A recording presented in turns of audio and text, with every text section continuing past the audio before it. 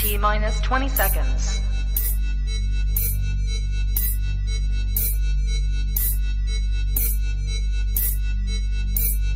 10, 9, 8, 7, 6, 5, 4, 3, 2, 1, 0.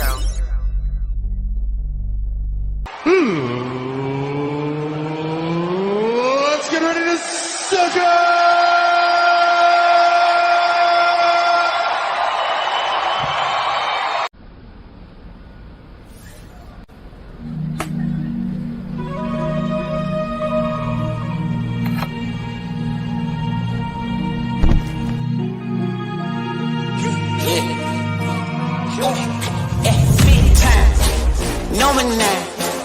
Diamonds in my teeth, I got a lot of shine. Running up the number, that's a lot of crime. Try to take it from me, must be out your mind. I'm big time, lot of slime. Smoky in the air, that's a lot of pine. Pockets running over with the dollar sign. Try to take it from me, yeah. Big time, big time, big time, Big time.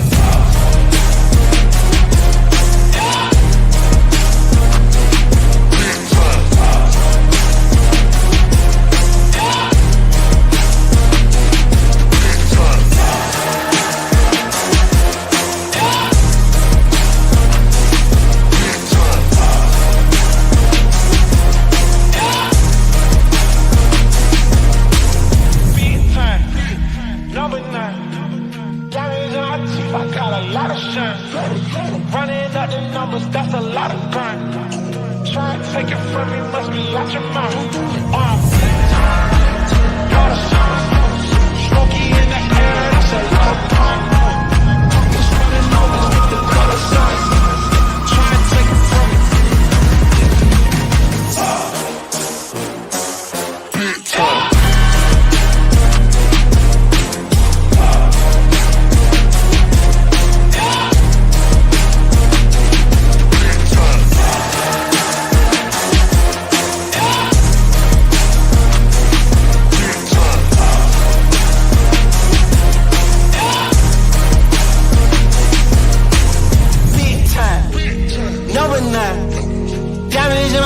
I got a lot of shine. Running up the numbers, that's a lot of grind. Try to take it from me, must be out your mind. I'm big time, lot of shine. Smoky in the air, that's a lot of pine. Pockets running over with the dollar sign. Try to take it from me, from me, from me, from me, from me. Big time. Number 9. Diamonds in my teeth, I got a lot of shine. Running up the numbers, that's a lot of grind. Try and take it from me, must be out your mind.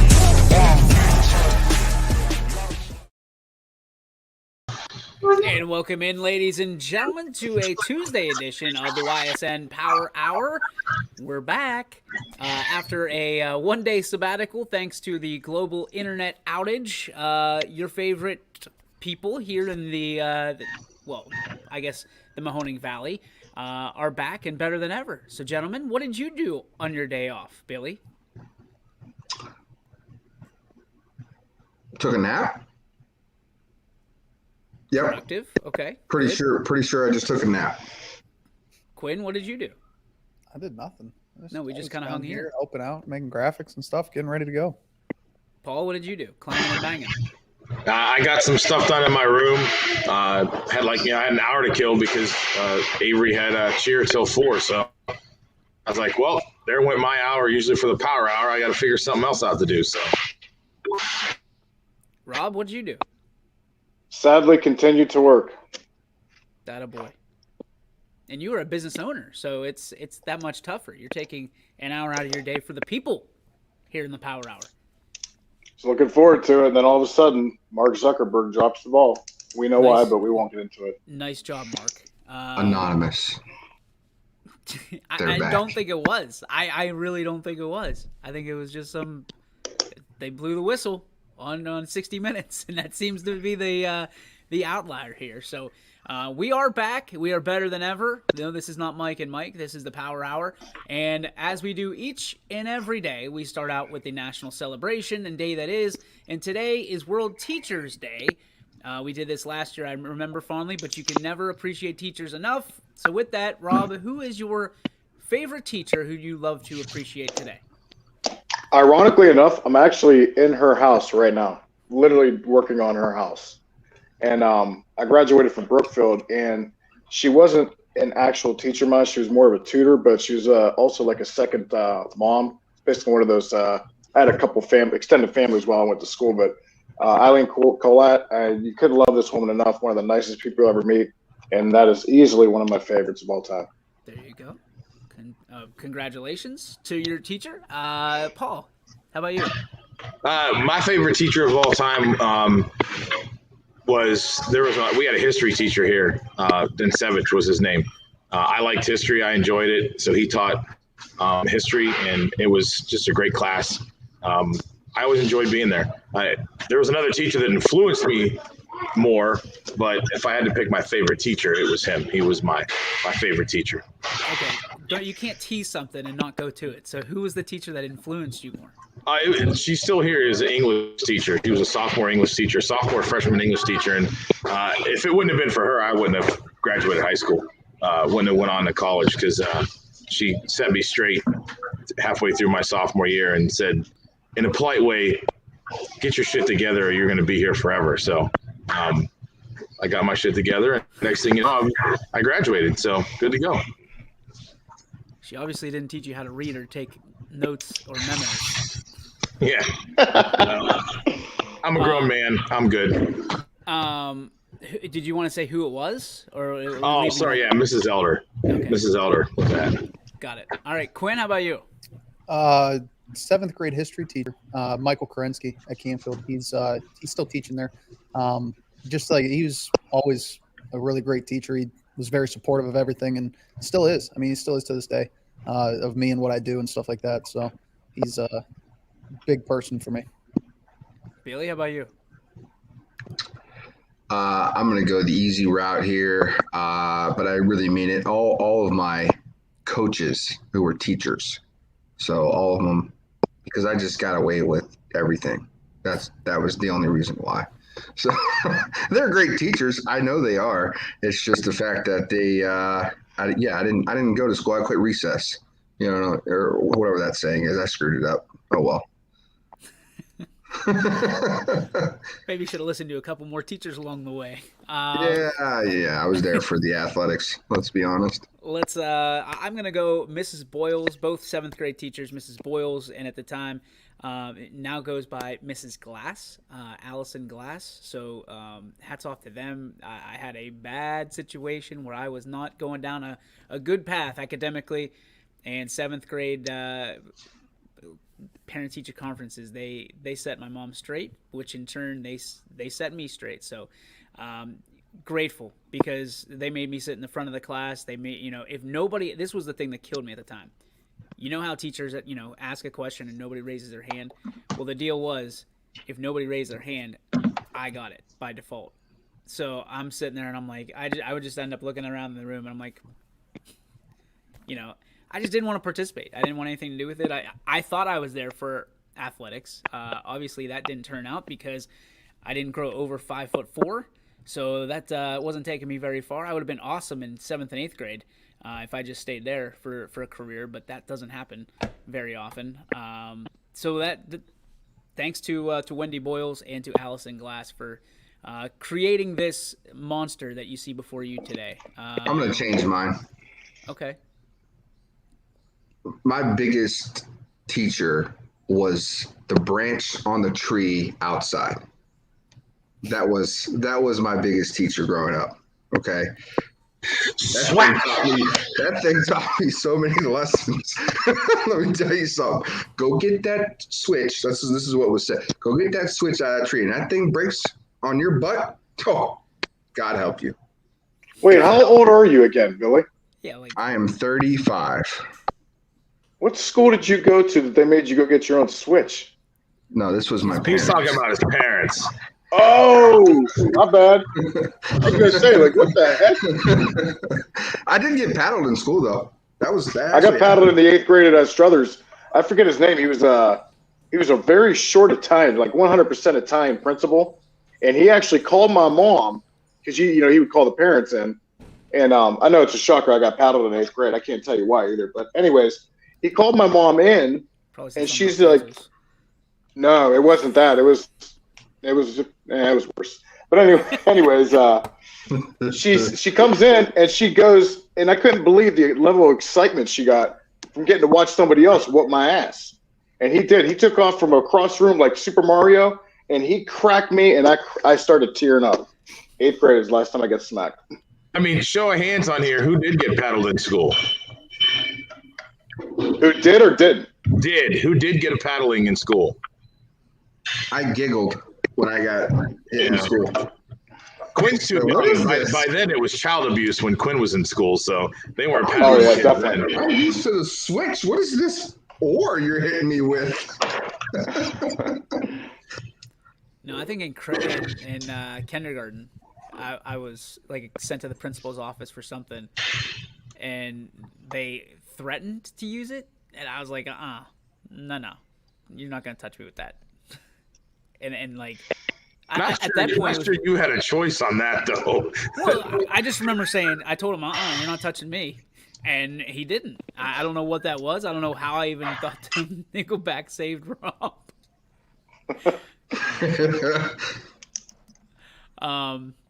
I don't know. I remember that some kid lost $20, and in 1990, that's a lot of money. Some kid lost $20 on the floor, and I was out. I got a pass to go to the restroom, and I was accused by this kid of stealing $20. I mean, if you call it snatchies, no snatchies, then it's a done deal. I'm just like that was one of the few times in life that I was completely innocent, had no idea. This is before I was pushed to the dark side. But I just remember being like, I've never seen $20. Like, do you see what I'm wearing? I've never seen $20. If I did, you wouldn't know about it. Probably would have ate it at the time. Nickelback saves Rob. Conway's on this kick with Nickelback with you, Rob. Any idea where this is coming from the mayor? I seriously am so curious. I would love for him to, just type it out and get it over with where it all started, because I'm lost. I mean, I'm sure I'll appreciate it. But He's probably just bored because there's no football game this week. Yeah, that's unfortunate. That or maybe like there's, a Limp Bizkit battle, looking a little like Limp Bizkit. I don't think he looks like Fred Durst. Hey, Paul, give me something to break, because I'm going to break your face. All right, it is time for the Bear Brothers Would You Rather, and it's brought to you by our friends over at Bear Brothers Fine Hardwoods. Visit them on the web at bearbrothers.com. Would you rather live on a beach or a cabin in the woods? Rob, start us off. I'm going to have to go with beach. Even though I, seem like the ginger type, I can actually get a suntan going if I do it right. So I think I'll be all right on the beach. Should we put the gingers together? There we go. Keep that soul stealing down on the bottom. No. Your powers are about to be revoked. Paul, beach or a cabin in the woods? Yeah, I'm beach all day, 100%. There's so much more stuff to do at the beach and enjoy the ocean. Yeah, I mean, I wouldn't mind the privacy of being in the cabin, but no, 100%. Give me the beach and that sun all day long. Quinn? Yeah, I need the beach, 100%. Beach better have your money? Pretty much. Got it. Billy? This one's easy for me. I'd go to the cabin in the woods all by myself and just leave me alone. I'm gonna bring Kate too. That's a nice Good save, yeah. Wow, I'm sitting there like, oh, that was a good one. Nice little addition there at the end. Oh, by the way, I'll bring Kate too, yeah. Yeah, I'm sure she'll put something up there. I think I'm going beach. I'm not much of a beach guy, but hanging out in the like I don't know the bars, what do they call them, the tiki huts and stuff like that's kind of nice to do, and just kind of let the world happen to you instead of going after the world. So cabin in the woods doesn't do anything for me. I grew up in the woods, so I like pass, just hard pass. Got nothing to do with it. Carrie says cabin all day. My poor Ginger Avery cannot live at the beach. She says that, but the kid adores the beach. She'd live in the sand all day long. So Kate says she'll be at the beach, and I have the video. Says Trent Conway. Oh, he has the he has the vid. The vid. COVID. He has COVID. We're gonna have to get out of here, boys. These Palestinians like on quarantine. I need one of those hazmat suits. We're on lockdown in here, Quinn. That's it. Call Leonard from Pizza Joe's. That's it. We're done. We're locking it down.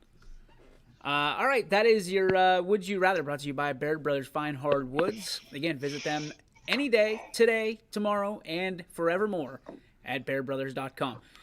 Guys, a lot to talk about because we did not have a Monday show, so the first thing I want to talk about is big games on Friday night, Saturday, from high school football. What did you see? What did you like? What did you not? What surprised you? What didn't? Paul, you want to start this one? Yeah, the one thing that I don't know if we should have been surprised by it, but just the domination that Canfield put out there against Fitch. We were there on Thursday and watched a little bit of practice with Canfield, and I think everybody's waiting for them to trip up at some point. I mean, they had that one loss to Dover, but they've been dominant. And up until I think last week, for some reason, they've been kind of flying under the radar of being one of those teams that everybody wants to talk about. And now all of a sudden, you beat a good Fitch team, and you're on everybody's radar now. So that was a big one there, because I was thinking that was going to be a little bit of a closer game, that Fitch was going to keep it close, but Canfield went off, and they dominated that game. So that was a surprise to me that they won in such a big fashion. So Fitch slides down to 9 in the official rankings that were released just before the show started.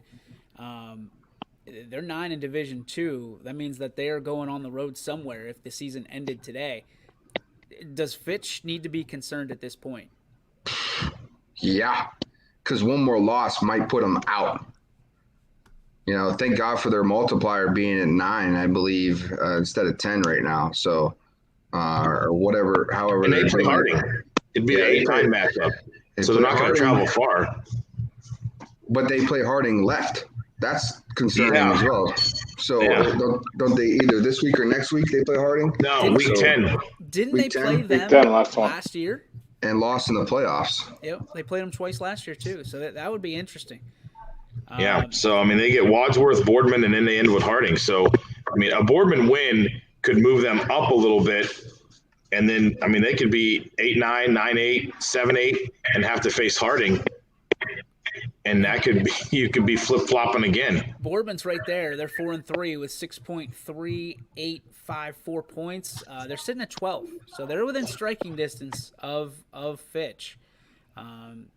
It's going to be interesting, boys. It's going to be really, really interesting moving forward. I'm trying to see if there's any other. No, that's it. You got Harding at 8, Fitch at 9, and then you got Boardman at 12. Who else surprised you on Friday night? Anybody? Mac, how about you? You had a chance to be on the audible call. Who was kind of piquing your interest? Man, I really think that was the surprise of the night, that just the way the final was with Fitch. But Liberty was one of those schools that surprised me, but that surprised us a little bit. How they got a win on the road, or I think they were on the road at Champion, but just how close it was. I thought that would be a little bit bigger. Looks like what I thought was true. Some broken plays for Champion was able to keep them in it for a little bit there. So, Liberty.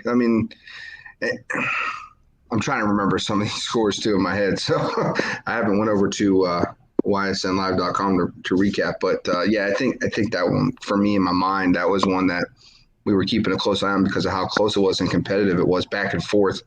So I'm gonna go with Liberty getting a dub there. Saturday brought an interesting twist on the Mahoning Valley, where we saw Mooney canceled on Brush in order to size up against Howland, and Howland dominated the first half, and Mooney dominated there on out and walked away with their first win of the season. Did that surprise anybody? Did that raise any eyebrows? Whereas Mooney now could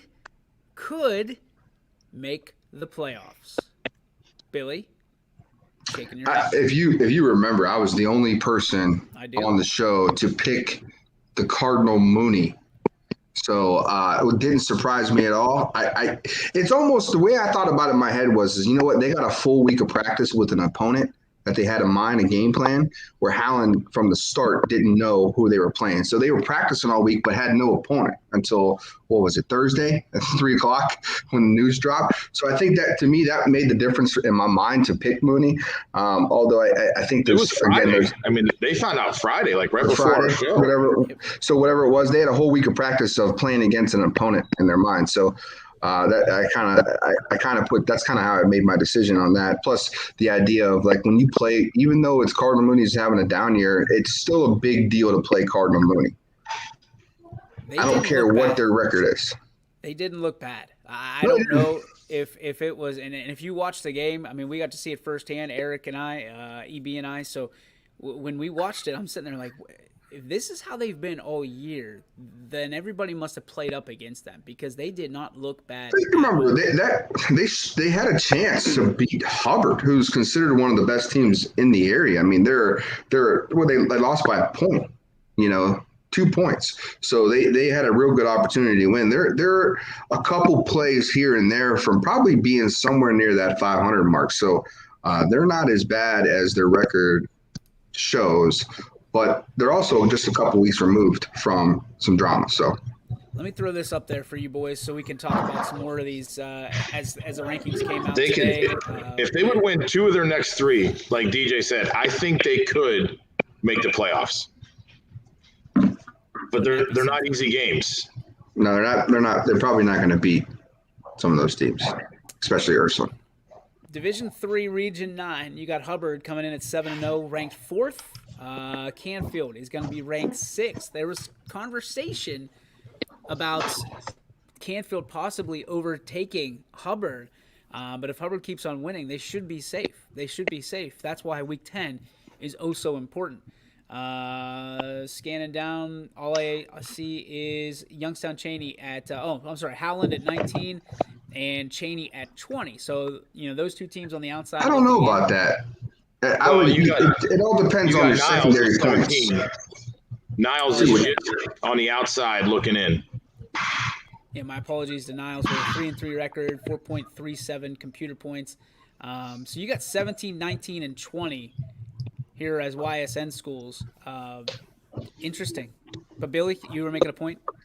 Yeah, I mean, it's all about secondary points. So depending on, with Canfield's schedule is just brutal through, this whole year. So it just depends on, what happens the rest of the way out. I think, obviously that big matchup for Hubbard and South Range, but South Range, is a Division 5 team. It's not like they're playing Division 2 teams. You obviously get more points for playing Division 2 and whatnot. So it just depends on what happens here the last few weeks. I think it will come down to the wire for Canfield. Canfield still, I think, has an opportunity to jump Hubbard.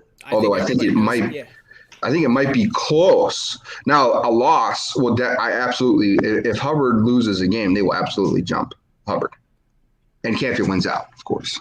And we're talking about not even a point difference between Canfield and Hubbard. Now, Chagrin Falls, Kenston is right in between those two teams.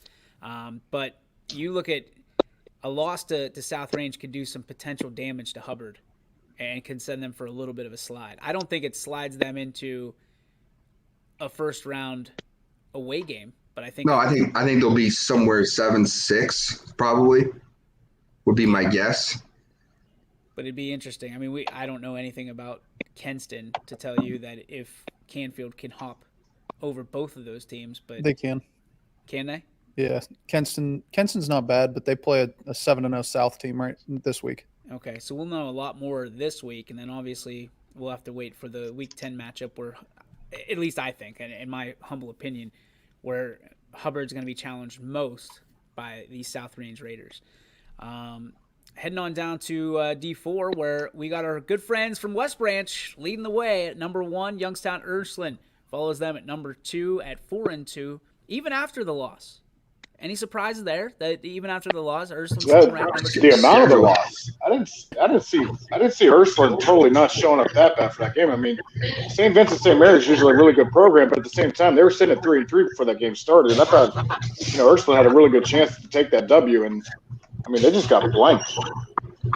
I mean, that just goes to when you look at this, like, they're sitting at 4-2, and they're number 2, and you have like in the 5 spot, you have an undefeated Fairless Navarre team, but it just shows the quality teams that you have to play, and that's the advantage that like Ursuline gets. They can go schedule some better teams. You get some wins from them, and you're going to get those points. I mean, they're 4-2, and they're sitting in the number 2 spot. But plus, you also have that divisor as well. Like they're only dividing it by 6 instead of 7. So, I mean, a good schedule, and you missing a week there kind of helps you out. So, the schedule gets a little bit easier going forward here for them compared to what they've seen this year. They get a tough Boardman team, and then after that, they're going to get a 1-4 East team and a Moody team that just finally won their first game. So, I mean, they're going to host the first round game, and they'll probably still stay around the number 2 spot, because I think West Branch should probably – they're going to have a good Week 10 game too. Salem slides in at 6-1 with 10.79 computer points. Then we look at Beaver Local. Climbing the boards, boys, 5-2, and now in the 9th ranking spot. Right behind them, Poland, who jumps into 10. Girard at 13. Struthers at 15. They're in. And you look at that's it. That's it for area teams here, right? I didn't overlook anybody. No, we're good. Struthers, not in the top 16, yeah. Struthers 15. Looking good. Looking real good. That was but they're going to be in trouble now. Why do you say that? Struthers lost their starting quarterback, Dylan Greenwood, Friday. Oh. And they're I want to say it's been confirmed, but I'm not going to say it for absolute sure. But I was messaging his mom yesterday, and they're looking like the rest of the season's a goner.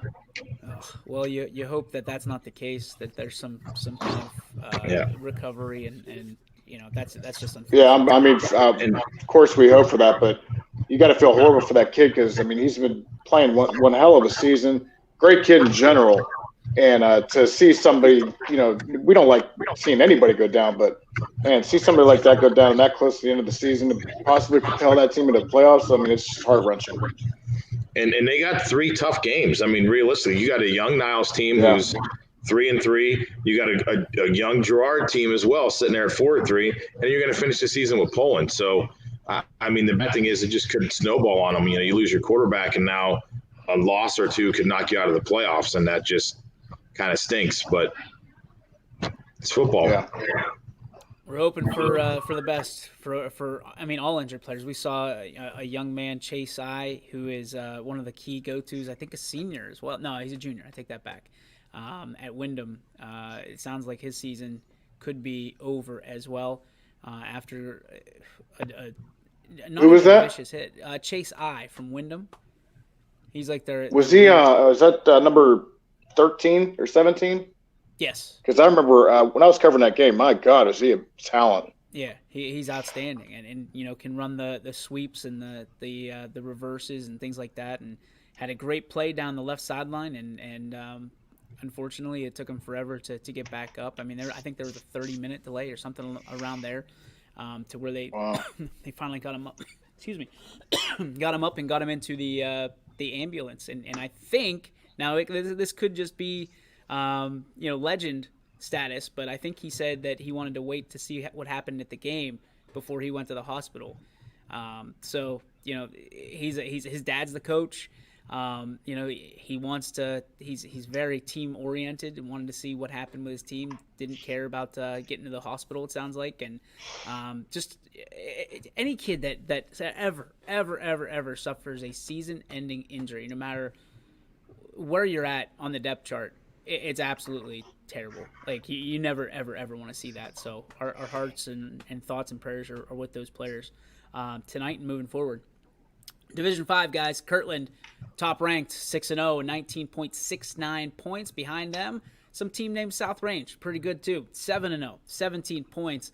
So that, correct me if I'm wrong, Paul, but I think that the spread continues to get a little bit bigger between 1 and 2, and I don't understand that. Well, last week it was closer. Last week it was only a point, but then it spread to 2. But they played a good Perry team, who was a Division 4 team, and they beat them up. So they got some good points there. Perry was 5-1 coming into that game. So, I mean, listen, South Range needs to win out, and, you know, they're going to get some big points if they can, you know, win week 10, and it could close that gap right there. But, I mean, too, you got to look at as well, you're not heartbroken if you have 2.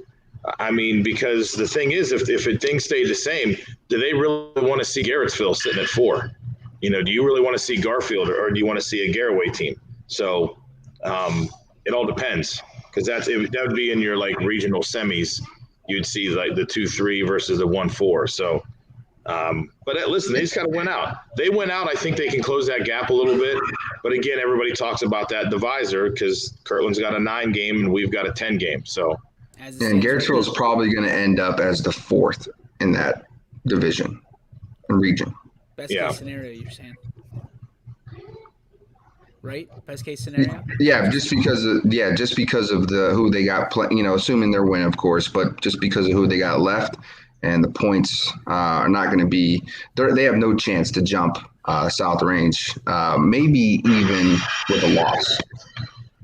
All right, so you got Garfield at 4, Edison coming in at 8.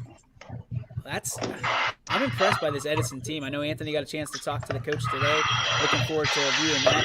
Then you got Crestview at 11, Jefferson at 13, Liberty at 14, and that's it. That's it for our teams in Division 5. Anybody here you think that's going to make major upward or downward trends in the last 3 weeks? What did you say Jefferson was? Jefferson's 13. I think they're gonna spiral out. I think that's the team that's gonna not be in. Okay. Yeah, and it was before that game Friday too. We were kind of going in the different direction with Jefferson. And then all of a sudden, Struthers showed up and just took it to him, and now we're back to putting them on the outs. Yeah, because I mean, you look. Friday they're going to get South Range. Next week they're going to get Poland. So if they take 2 hits right there. The Week 10 games against an 0-7 Lakeview team, so that won't get you anything. So if they can pull off a win out of one of these next 2 weeks, they got a shot. Which isn't going to happen. If they go 1-2 and they lose to South Range and Poland, then I think Jefferson could spiral out. But also, DJ, like what you were talking about earlier a little bit, and we touched on it a little bit there, was Mooney. Mooney's at 21. So if they can pull off a win or 2 somewhere along the line here, they could maybe slide up to 16. But Harding, Steubenville, and Ursuline, Paul, which one are they beating? I'm just saying. They don't, like Billy said, they only lost to Hubbard by 2, and we're saying Hubbard's, the giant out there as well. So I think they'll need at least 2 wins, if not win out, to get in. All right, game caller. Are they going to win 2 of those wins? No. Okay. No. Division 6. We got Springfield listed at number 3 with 11.6 points. LeBray right behind them at 6-1. Same record as Springfield. They're in the 4 spot. Brookfield's in the 5 spot. You move down to Berlin Center Western Reserve at 4-3. They're in the 10 spot. Then you go to United in the 12 spot. A very impressive Pie Valley in the 13 spot. I know they're not a YSN school, but we saw them play on Friday night. And listen, they're going to give teams problems. I really do believe that. depending on who they play. If they have to play Mogador or Springfield, I think they're going to have their hands full with that. But regardless, Newton Falls in the 16 spot at 2-5. Mineral Ridge on the outside looking in at the 17 spot at 2-4. And that'll do it for our teams in the top 20. Any movers and shakers in Division 6, guys? And we got a big matchup this week. One's gonna have a home game in the playoffs after this week, and the other one's gonna have an away home play. LeBray Brookfield. Yeah, and they could end up seeing each other in the very first round after this. Yeah, that'd be nuts. I like the way Western Reserve's playing right now, though. I'm not gonna lie to you. I know they play Springfield this week, but I just love the way that they're kind of coming together.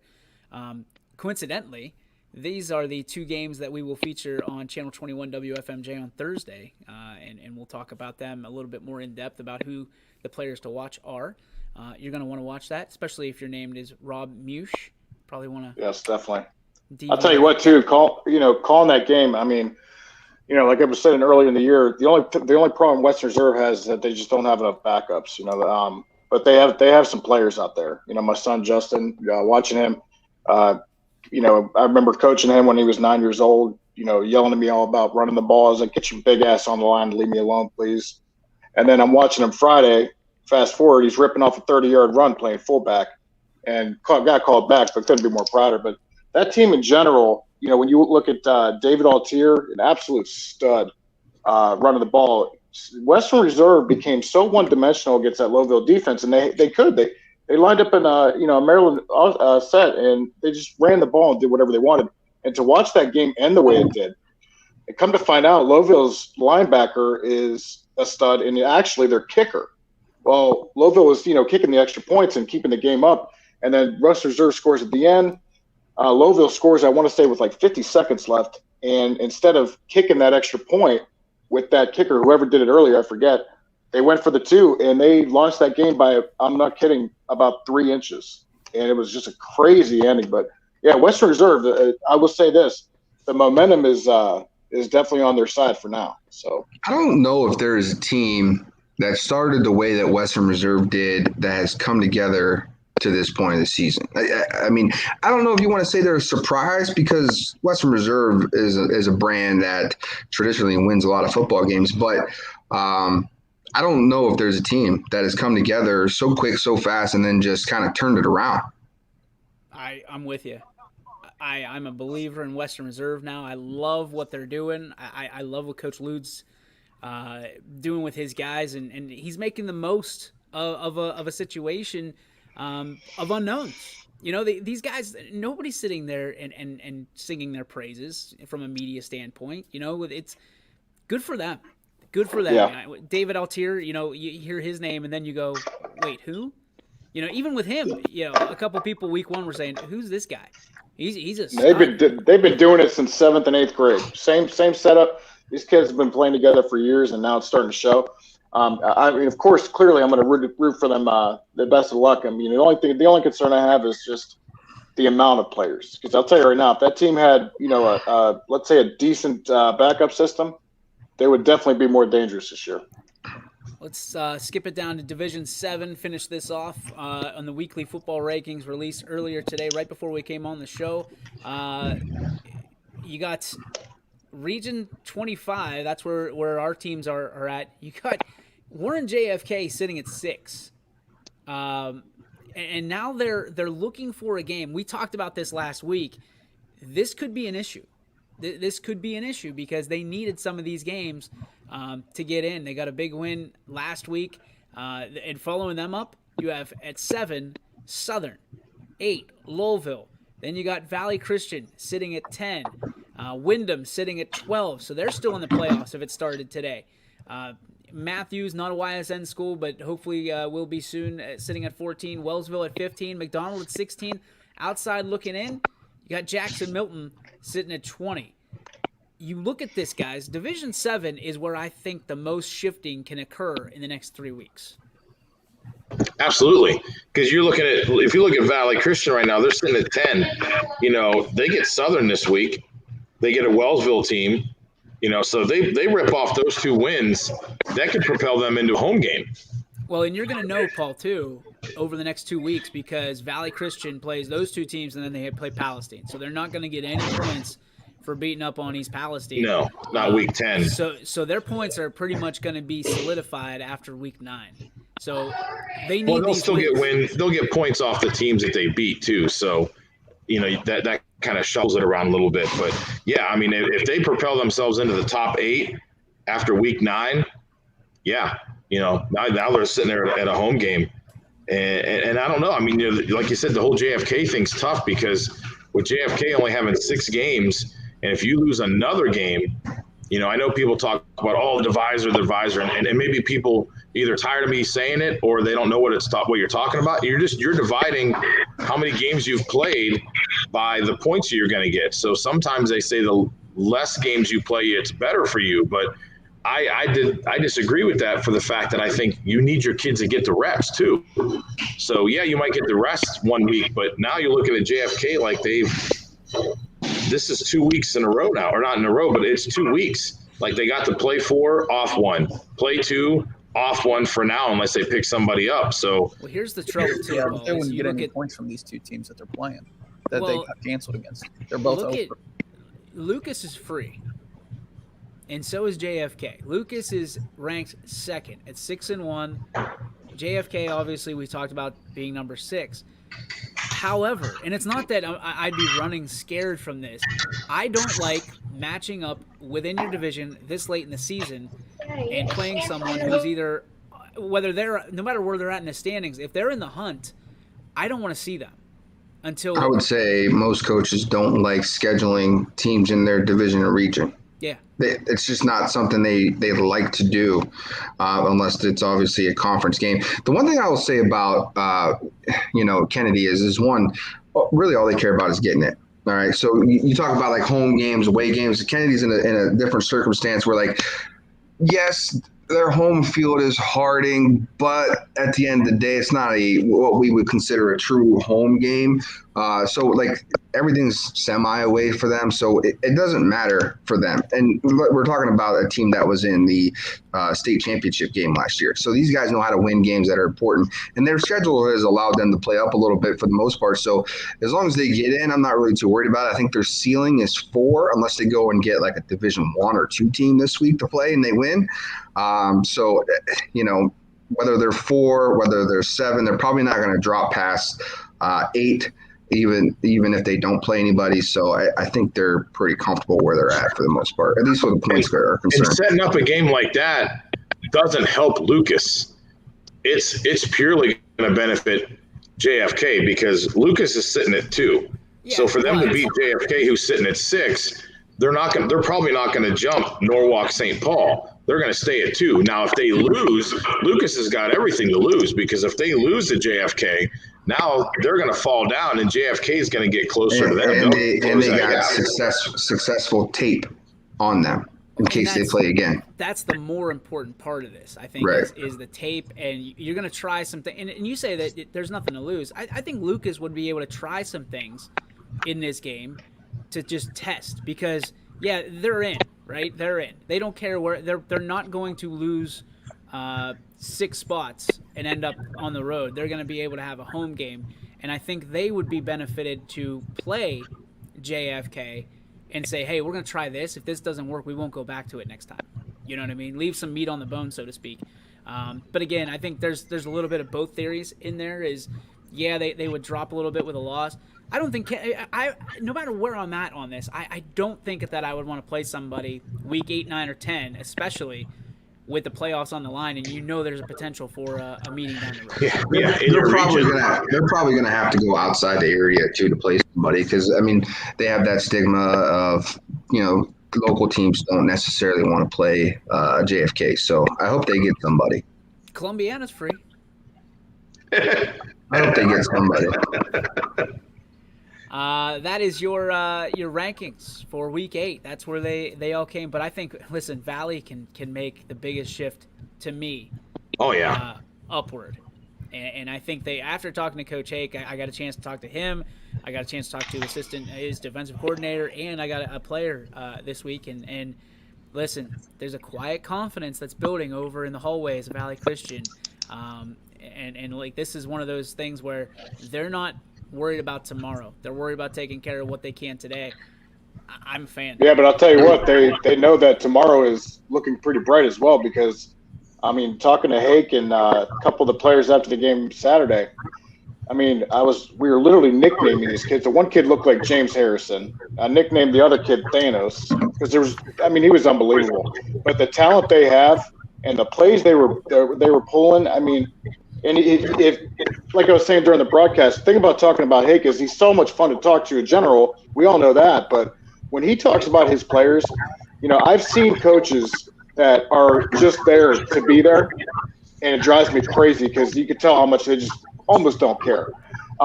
Listening to Hake, though, and the way he talks about his players is so exciting. And I'm sitting there like, oh, my God, I can't wait to watch this kid play. And on top of that, talking about how these kids are juniors and sophomores, and they're coming back. And I'll tell you what, Valley Christian looks good this year, but wait till next year, too. Jeez, oh, geez. I think it's a great opportunity when you have teams that are above you too in the rankings, and you can put L's in their column. Yeah, it's a 10-7 battle this Saturday with them and Southern. So they got a chance. They could take them down a couple notches and then move up a couple notches. So. Well, flip-flop could be in the cards in the EUAC. We'll find out. We'll step aside, pay some bills. We'll be back. We want to talk about what you saw in the NFL this weekend. All that more, as well as your Joe Dickey Electric. What's your spark? Right after this. Every customer has a story, and at Greenwood Chevrolet, we are committed to making sure it ends with you in the right vehicle. I get to be part of somebody's adventure, whether it's buying a car for the first time, helping them get approved, or finding the perfect car for their budget. I'm proud that people trust me with their finances. They trust me to take care of them, and they trust me with their story. I'm Tracy, and I'm ready to go the extra mile for you, only at Greenwood Chevrolet. Working with your family can be stressful at times, but because they're family, you know that you're going to get a loving, honest answer, even when things don't make sense to any problem. Dealing with Medicare can be confusing and overwhelming. That's why here at Myers Family Insurance, we do our best to give you honest and caring answers to all of your questions. Family, like Medicare, isn't always perfect, but when you put others first, the results can be amazing. For all your Medicare needs, call Myers Family Insurance.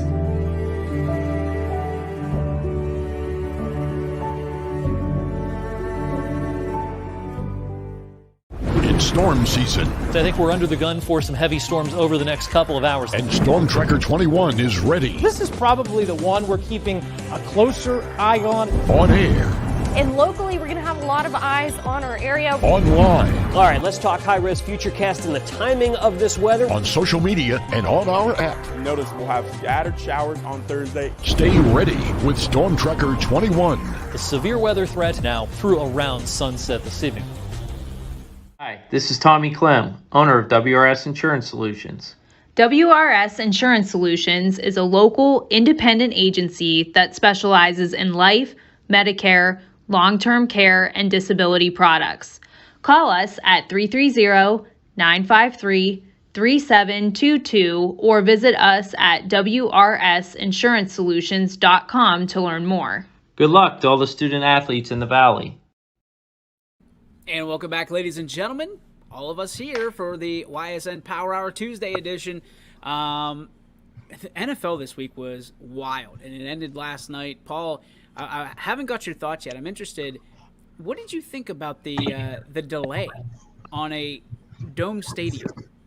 I don't know. I thought it was ridiculous. I was sitting there and I'm like, wait a second. How are you having a lightning delay in a domed stadium? Like, I don't get it. Like, if the people were outside, I could understand, okay, hey, get everybody inside. You're inside now. You're covered up. There's a roof.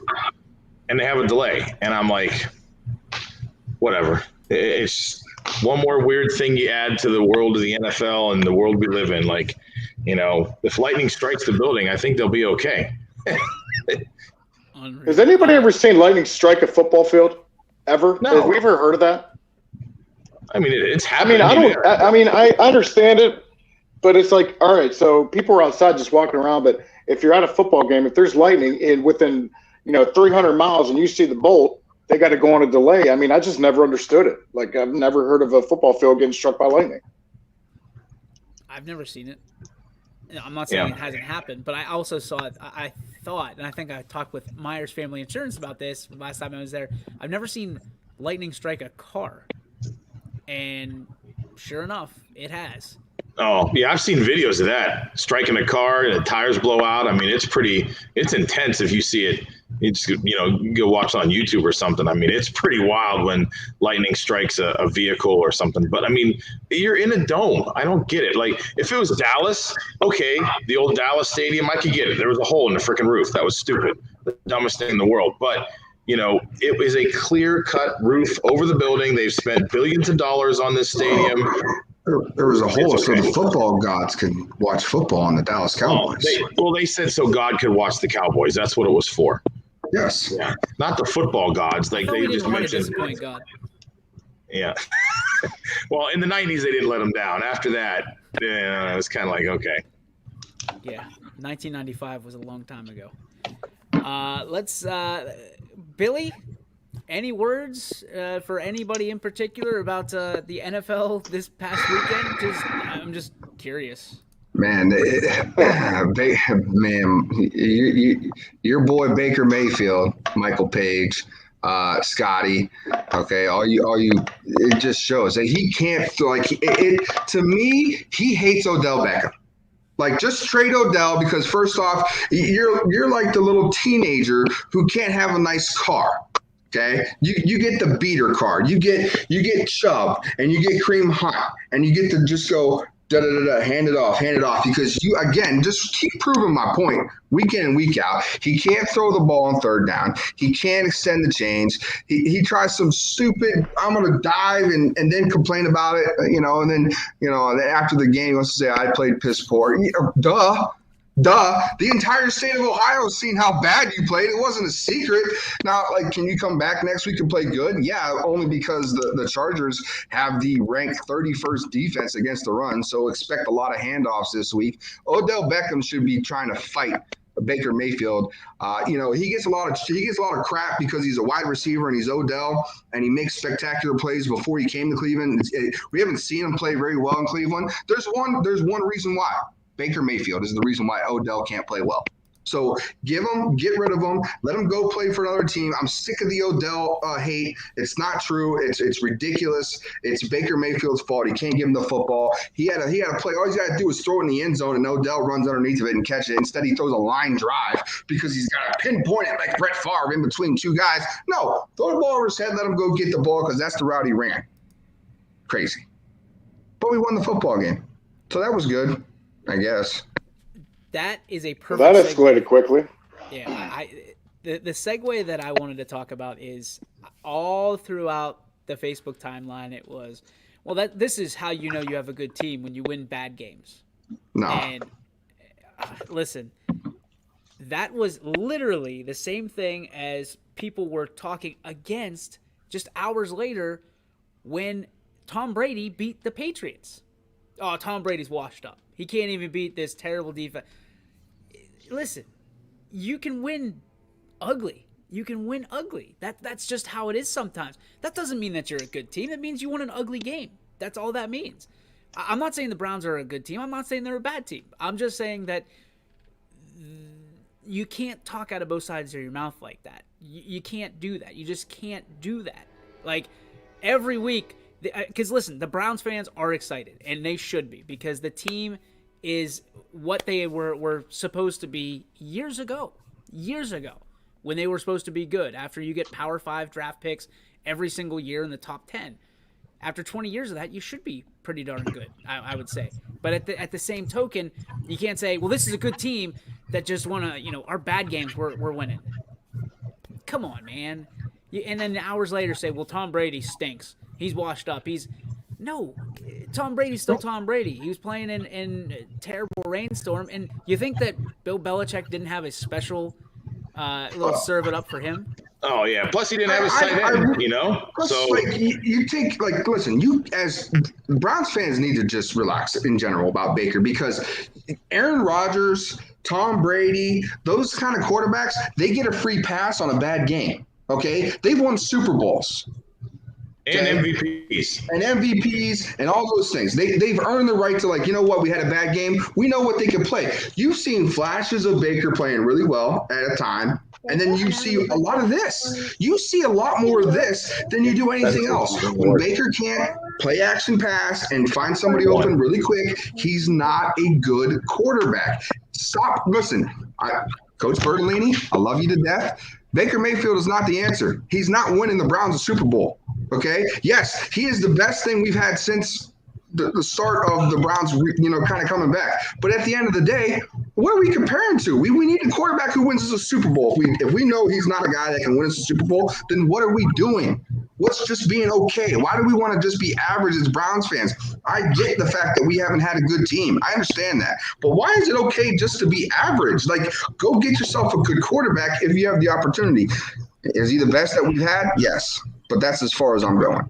Hey, Trent Dilfer was average, and he got a Super Bowl. Do you think that he's better than Derek Anderson? I don't know. Derek Anderson was below average. Silly numbers. He put up silly numbers. I thought Derek Anderson was pretty good. Derek Anderson got hosed because the Browns drafted Brady Quinn, and they were forced to put Brady Quinn in because he's a hometown boy, Notre Dame. You can add all the variables into that mix, and they had really good playmakers for them too. And let's just glaze over real quick because we got to get to our Joe Dickey Electric. What's your spark? The Steelers stink.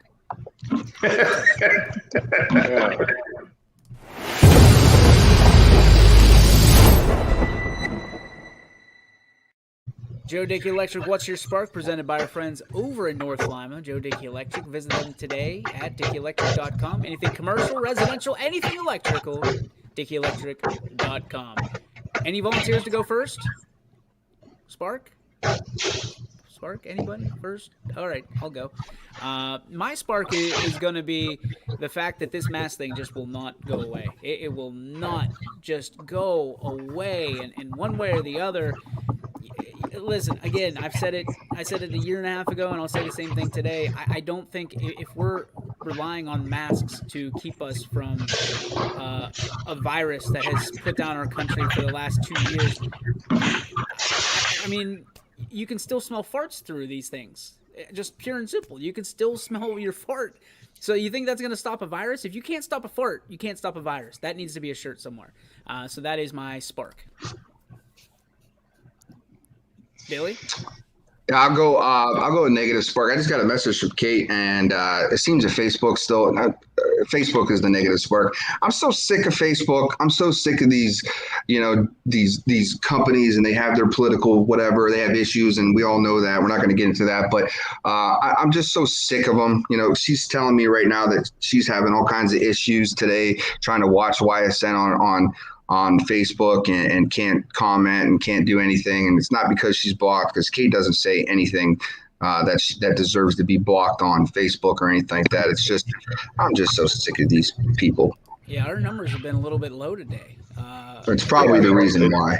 I was still having issues with it today. Like, my feed was not updating. It was like feed from like 3 days ago. And I'm like, I know people posted stuff today. It's not here. Yeah, with what they were going through, I don't think that they're going to solve it in 24 hours because literally. No, I agree. But it's just, we shouldn't be at this point where you're covering something up or you know some things. I mean, we just don't have any morality in today's world anymore. And this is where it comes from. This is where it stems from. Spot on. Positive spark for me. I got a message during the show, actually, that my buddy's team, he coaches at East Tennessee State. They're playing at Cleveland State this year to open up the season. So get to go see him finally, and I'm excited for it. Positive. There you go. Yeah, mine's over the weekend a negative spark. Just idiots who don't know how to drive. I feel like Rob in my PSA right now. We were driving somewhere on Saturday. We were going to one of the games, and this lady was in the far right lane. I'm like, okay, she's turning right. Are we okay? Light turns green. She merged over into the straight lane, which was the lane I was in. Then she continued to merge over into the left lane and turn left and go down a different way. And I'm like, lady, it's like you just went 3 lanes over and just didn't put a hand up, didn't wave, didn't say like, hey, sorry about that. Nope, just like, here we go. And away she went. And I'm like, where do people learn how to drive? I mean, come on. It's That's just when you put a brush guard on your truck and have a day. I wish I had a big like bumper on the front of my truck that I could just smack somebody and just keep driving, but my insurance probably wouldn't like that too much. So, all right, put a bow on it, Rob. I'm going to go towards turf fields. I mean, something's got to be done to revisit about this. Like I said, I think we talked about this before. Since 2013, there's been almost, I want to say 500 ACL injuries in the NFL. Then you go to college. I mean, I can only imagine that number in high school. And I was talking to a high school kid the other night, and he was telling me how he used to play on turf, and his calves would be burning after the game. I mean, I really think that I'm kind of surprised that nobody's really talking about this. And something's got to be done. We got to revisit that turf field and see if we can't save some people's seasons here. Bill Belichick used to complain about the turf fields all the time in the early 2000s when people were playing at college stadiums and whatnot. I think Minnesota went through that phase where they had to play somewhere else before their stadium got rebuilt. And he was complaining, huh? We're moving on to grass fields. Oh, that sounds like something he would say, right? Yeah, right. Yeah. We're moving on to Cincinnati. That dude doesn't I'm surprised they got a good word out of him for a quote about Tom Brady. Apparently, they met after the game for 20 minutes. I can't imagine that was. In that game, what I took away was Tom's really, really good and great. Belichick is still fantastic. He's a great coach still. That's what I got out of that game Sunday night. I got hit that his son needs a haircut is what I got out of that. That's a fact. My guy is sporting a mullet at the professional ranks. You're coaching, buddy, not playing. Good luck. We're going to take a 23-hour break. We'll be back at 3 o'clock tomorrow right here on the network. We'll see you tomorrow.